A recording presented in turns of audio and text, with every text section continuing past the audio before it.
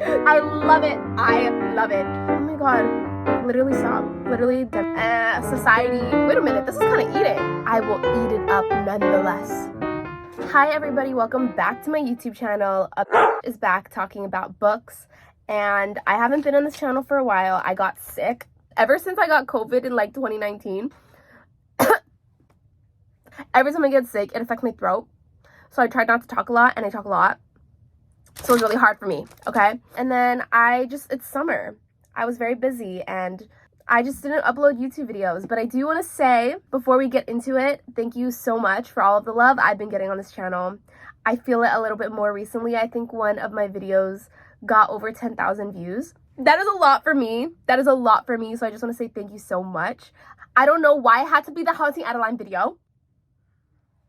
I am going to read the second one because that one did so well for my channel. I want to do a part 2 and read Hunting Adeline, which is the second book, and do a video where it's like explaining the plot, reading Hunting Adeline so that you don't have to. I am definitely going to do that. I'm in the process of reading it. It's going to take a while though because I literally stopped reading it. After reading like 50 pages, I was like, I'm done. It wasn't even triggering for me. I was just kind of bored. I just was so over the characters. I didn't really like it. I know. Everyone has their own opinions about books. I know people love this book and this book series, but for me, it's just not it.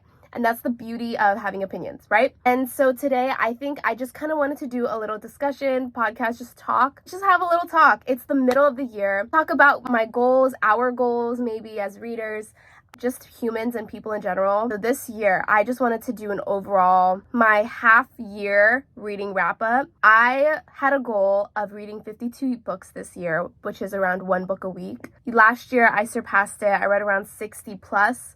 The year before that, 70 plus. This year just is not my year. It's also the year of the rabbit, which is, it's not a good year if you're the year of the rabbit because it is my year for Chinese zodiac. But anyway, I think that's a cultural thing. It's just not my year for reading. Every book that I picked up hasn't really gotten me into the groove of really reading and wanting to read and getting back into it. If you are feeling that way too, I just want to say that is okay. And I think I'm saying this a lot for myself. I feel like I try to push myself to meet these goals and read these books because it makes me happy.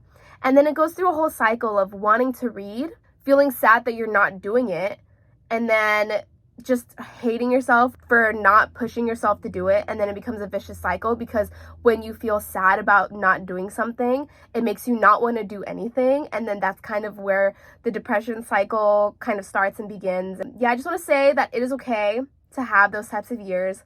For this year, it is like that for me. I read 7 books this year and it is July. So that's around 1 book a month. Even though reading is one of my favorite things to do, I just haven't found stories that I was super invested in or I super fell in love with. But I want to go over all of the books that I've read and then get into more just what I want this channel to be as well, because I do feel like I have a little bit more people on here that I can talk to and also just have a little talk. The first book I read this year was Emily Ratajkowski's book, My Body. It is a series of essays. I gave it a 4 out of 5 stars. I think it is insanely well written. It is beautifully written. I think she is a very talented writer, although I think that the topics that she writes about, she has to write from her own experience and from things that she knows. So I think it is a little one-dimensional in the way that she's not really intersectional with the discussions that she talks about. She talks about femininity, about her body, about being objectified, being a woman, which is a huge topic for today because I just saw Barbie yesterday. And mind you, I have been in existential crisis mode. I have been crying my eyes out to TikToks about Barbie and just being really sad about everything. So I think Emily Ratajkowski's book was really poignant in some parts, or tried to be poignant. It just didn't really hit home all the way for me because she is a beautiful white woman who is a model and skinny, aka stereotypical Barbie in a way. What she talks about is definitely from her own perspective, and that's that on that, and being a commodity, but doesn't really pass more than that. And a lot of the things that she says about it is repeated, and it does hit home in some parts. Yeah, other than that, I actually really enjoyed it. That was a 4 out of 5 stars. The next book I read this year was 7 Days in June. I have a whole review on it. I loved it. I thought it was amazing. I love the writing. It had all of the angst. It had all of the trauma, I guess. And it was just an overall really good read. It was my favorite read of this year because I am a romance girly. I do love romance. So 7 Days of June. It was a 4.75 out of 5 stars. I just think the ending was a little rushed, and that was it. House of Earth and Blood by Sarah J. Maas is the third book I read this year. And I have to say, I really, really liked it. I did read it a majority as an audiobook, so I think I didn't really visualize it as much and get invested as much as I should have.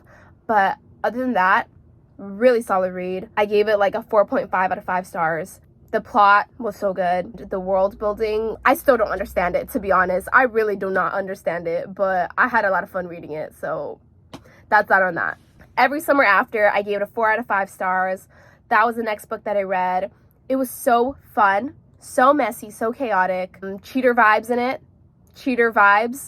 it because there is infidelity in it that was pretty unforgivable. I do have a whole YouTube video about it. I think it was like a 3.75 out of 5. The girl, main character in that book, gives Mean Girl vibes. She seemed like she was so mean. Like she would be growing up and she would bully me. She just seems like she would be a bully. And I don't really like that. Like, I didn't like that I felt like she could have bullied me as a kid. Next book I read, Final Offer, which was the third book in the Dreamland Billionaire series. It was a 2 out of 5. Honestly, really forgettable. Had a lot of potential. I think that the writing style is not for me. I think maybe that could be a Lauren Asher thing. Like, all the books that I've read from her, I didn't really like the writing style and I wasn't super invested. It was okay, but it wasn't everything. That's just what I feel about the whole series in general. Scarred, Emily McIntyre, the next book I read. Absolutely loved it. The world building was very, very not good. But the love story, I was like, wait a minute, this is kind of eating. Tell me why the two main love interests in it actually made sense, but they barely touched upon it in a way. They understand each other and they're always lying to each other and hiding themselves and they never get to be the real them. You know, things like that. It's so dramatic. But besides the politics, the smut wasn't that good. But everything else about it, like the actual couple, I loved. World building, the story plot, kind of didn't make sense, so that's where it fell flat. It was a 4 out of 5 stars. I really like that couple for some reason. So weird, but yeah. And then lastly, this year I read Love Theoretically by Ali Hazelwood. I said this in the review I made about this book. Every Ali Hazelwood book is a copy and paste of each other, but I will eat it up nonetheless. I will eat it up nonetheless. And this was the only book that Ali Hazelwood has written, novel-wise, where the two main characters, who are supposed to be in their 30s, late 20s, early 30s, actually act their age. Because in the other books, there's so much miscommunication. There's so much grown-ass adults acting like children. This book didn't have that, and this book started out so good. Like, I was eating the first half up. I was eating that shit up. Oh my god. Like, I was just thinking about it. Just thinking about it. Woo, I'm blushing. It's so good. The beginning is so good. And I love a love confession. 2, 3, 4 page love confession where the guy is just talking about how the girl misinterpreted everything that happened in the beginning, that the girl thought that the guy didn't like her at all and was Mr. Grumpy, this, that, and the third. But in reality, he was just trying to hide his feelings for her. I love it. I love it. It's giving Akkomath. It's giving so many enemies to lovers stories. Oh, it's giving Joshua Templeman from Hating Game. Like, there's so many books I can list off that basically have this trope, but I eat it up every single time. It's a copy and paste, but I will eat it up every single time, okay? 4 out of 5 stars. 4 out of 5 stars, okay? The ending, the pacing towards the end wasn't it. Kind of boring towards the end, but I don't care. I loved the beginning part, so that's that on that. So those are the books that I've read this year. Right now, I'm almost done reading Manacled. I am going to have a video about Manacled, and I will be uploading that hopefully next month sometime, if I can get to it. But this is what I'm saying about this year, and this is maybe an update for people who even care to listen about it. But I feel like I don't want to push myself or pressure myself too hard to put videos out. I think I do want to let you know. My channel got monetized recently. Thank you so much for that, by the way. Thank you so much. That's kind of like my dream, and in a way I'm just really glad, so thank you. Oh my god, no, stop, literally, wow. Stop. Thank you so much for that. But I think that when that happened and me getting monetized happened, I obviously make like $2. You know, like I don't make money on YouTube anyway still, but it put a pressure on me that I actually have to put content out, and it makes me feel scared that I can't be myself, or that, you know, people might criticize what I'm saying and this, that, and the third, and I feel like I get really anxious. So I don't want to put that pressure on myself to like put content out like that. I only want to put content out when I feel like it's necessary, because that's how my YouTube channel started. I put out a video because I had no one to talk to about something, and I was like, I need to tell someone about this. Where can I tell someone? And I just felt like no one is talking about how crazy toxic this book is.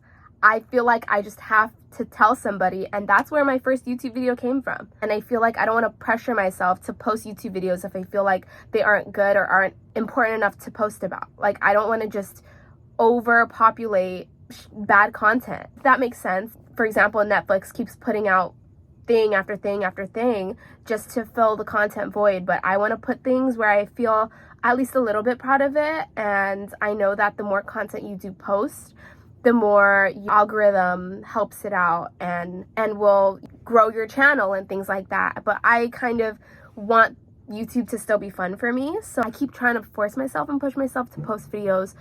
But I think I should just take a little step back and just post when I feel like I'm in a depressive episode because I didn't post, if that makes sense. So yeah, just thank you so much for everything. I do want to say that. And then I wanted to talk about all of this as a whole. It's brought me to a point where I feel like it's okay if you don't hit your goals. And this is what I want to say. So there's a couple things. So one, it's okay if you don't hit your goals. On Goodreads, there is a section where you can do a reading challenge every single year. How many books do you want to read this year? It can be 10, 20, 30, 40, 50. And if you don't meet that goal, I think we put a lot of pressure on ourselves, especially I know a majority of the people who watch my channel are women, to just give yourself a little grace and that it's okay. We do this for fun. We read for fun. We have a community for fun, and give yourself grace in not hitting your goal. Like, it's okay. I'm not gonna hit my goal. I said 52 books this year. I read 7 and it's July. I'm not reading 40 books by the end of the year. Like, it's just not gonna happen. And thinking that that is okay. Like, it is okay if you try and you fail, as long as you tried. Secondly, I think there is something with my channel that I want to really, really preface as well. If you are a newer person on my channel too, is that I do put my opinions a lot on the internet. This is just my opinion on the internet. And I feel as if a lot of my opinions can be negative. For example, my Haunting Adeline video was very negative, but I want to, and I'm trying to make a space where you feel safe putting your opinions on the internet and not getting hate for it, and not feeling invalidated for how you feel. Like, for example, if I say your favorite book ever was Harry Potter, I'm just gonna say a random book. Harry Potter is your favorite book ever. I want you to be able to say that, even though I might say like, oh, Harry Potter was ass. I hated Harry Potter. Like, I really didn't like it. I hope that I can be a space where you can still say, I'm really sad that you didn't like it, although I really loved it because this, that, and the third. And being able to just talk about things and put your opinions on the internet in a place where you can actually discuss and talk about them openly, because all of these things, it's an art form. Storytelling, books, novels, it's subjective. All of these things are subjective, and it's okay to have differing opinions as long as it's respectful. And also, these are things that don't matter in the real world. It's not like we're talking about politics. It's not like we are talking about human rights. We are talking about books. You know, we are talking about maybe a book felt like it was a horrible romance because it showed a relationship that was horribly toxic. That's what I say a lot on this channel. That's what I will keep saying a lot. But I want to be able to say that if you felt like that book was good enough for you to escape the reality that it is being a woman, then that is so justified. And you like fantasizing about that book and that toxic romance is so justified, and it is okay to like that, because so many times the things that we like as women are shit on, like, over and over again. And then this goes to me watching the fucking Barbie movie yesterday. I'm just in that mental space where I'm in a freaking existential crisis mode, thinking about what I want my life to be. What was I made for? Freaking Billie Eilish-esque type, you know. And if you've never watched a movie, please watch it. Maybe I will review it, but I feel like it really does hit home. Yeah, I just want to be a space where it's okay for you to open up and show your opinions. And oh my god, literally stop. Literally, Demi, stop. Literally stop. But yeah, I think what was I gonna say? My channel also, and this is the Barbie movie talking, okay? Like, I'm gonna talk about the Barbie movie a little bit. I think if you haven't watched it yet, you should watch it. A lot of the things that we like as women, whether it be reading romance books, are shit on, or liking Twilight, or liking K-pop, or liking the color pink. It is shit on so much. And I think we need to be able to take it back, to take the enjoyment back, because the fun of everything that we do is just kind of like, sometimes we don't realize it because we're so accustomed to it, but it really is looked down upon. I want to be able to be in a space where we can talk about how we like smutty books or romance books or fantasy books and this, that, and the third that are seen as maybe critical. People think that these aren't good books. Like, it's not George R.R. Martin, Game of Thrones type shit. But it is important and it is good. The only reason why it's seen as something negative is because a majority of women like it. I will say it again. The first Twilight movie was a freaking banger, okay? It was so freaking good. I don't care. Like, it had the aesthetics. It had the freaking funny-ass dialogue. I 100% believe it was meant to be camp. It wasn't taking itself too seriously. I really loved this Twilight movie. It's still shit on to this day as being a horrible movie because a majority of women liked it. And, you know, we need to take the enjoyment back in the things that we like. And I will proudly say, I'm a romance girly. I will watch Pride and Prejudice 2005 once a week. I will read books over and over again with the exact same plot of a romance. And yes, I will be critical about it, but I'm not trying to be critical of things that women like. I'm just being critical of making sure that the relationships that we are portrayed as women, because we go through so much, isn't portraying something that can be seen as something that men may fantasize about. Because I think we definitely internalize things that the patriarchy, whatever the fuck, right? Like, society tells us that we should like, and we internalize it and then try to romanticize it into book form.